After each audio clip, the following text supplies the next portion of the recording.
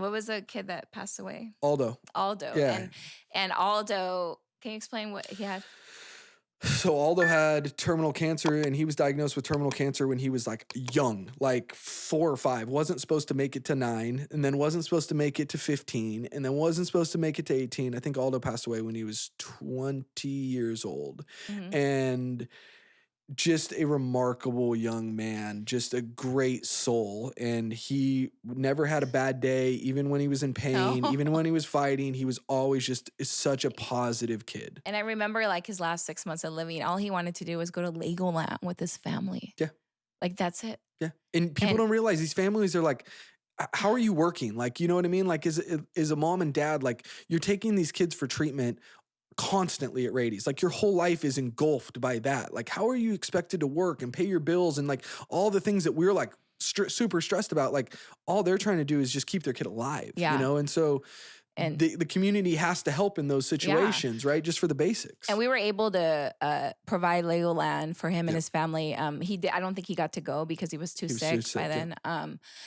But when after he passed, I was recently hosting a walk, and I saw his family. I know you told me that. Yeah, you told me that. And they were just so thankful, and they were just there, and it just makes me emotional thinking about it, because it's like, we're worried about dumb shit, and this family, like, if their kid died and they're still there to support the other kids that are going through the same thing that Aldo went 100%. through. And then they came up to me like I did something fucking crazy, and I didn't do anything crazy.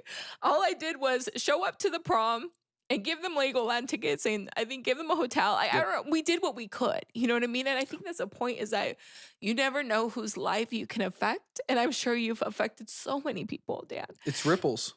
And I think we have to always be aware of that. Like, you know, it's the little things, because that family was so grateful to me that day. And I was like, I didn't do anything. I'm thankful for you guys, you know, and their son is passed now, you know, but they were still out there. But that's what it's all about, right? Like, that's why you should be out there doing it, because it's the ripples of life and how you change them and how they change you. And it all just kind of, it's life energy. It all just kind of flows back around. And that's why that stuff is so important, right? Like, I remember when his mom, like when he was in like the thick of it, like they didn't think he was going to make it. He lived another 3 years after this. Mm-hmm. And they're both living at Rady's. Like, they can't pay bills. And I just dropped off like an envelope with like $1,500 and was like, here's your rent for the next.